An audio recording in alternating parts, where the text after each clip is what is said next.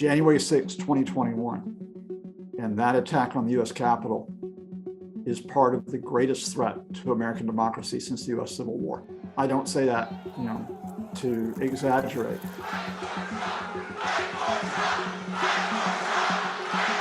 That attack has taken place in the context of a campaign for months to refuse to deny the election of Joe Biden as president, to keep Donald Trump in office even though he lost that election, and to push aside every element of the American system to do that.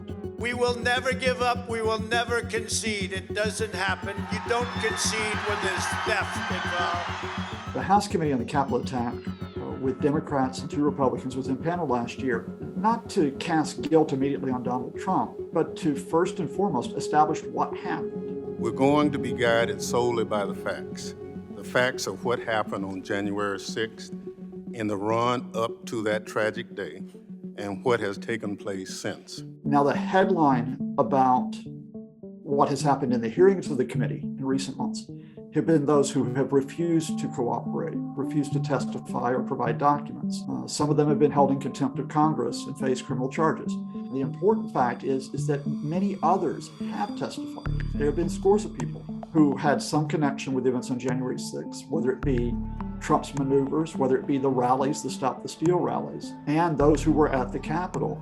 And in addition to their testimony, the committee has tens of thousands, indeed hundreds of thousands of documents which it has been going through.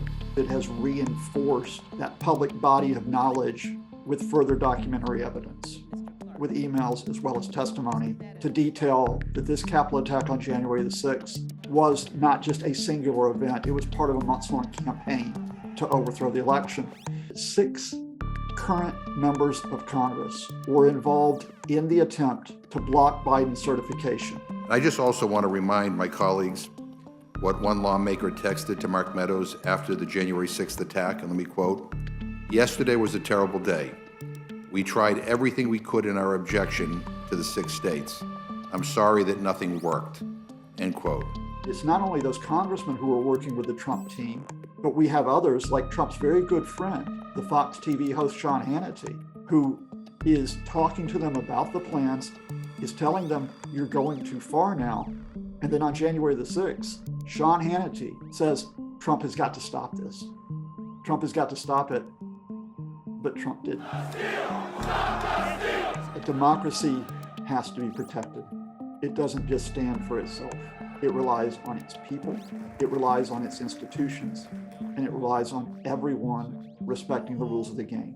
If you allow anyone, no matter where they are, no matter how important they supposedly are, to flout the rules of the game, then that democracy is challenged.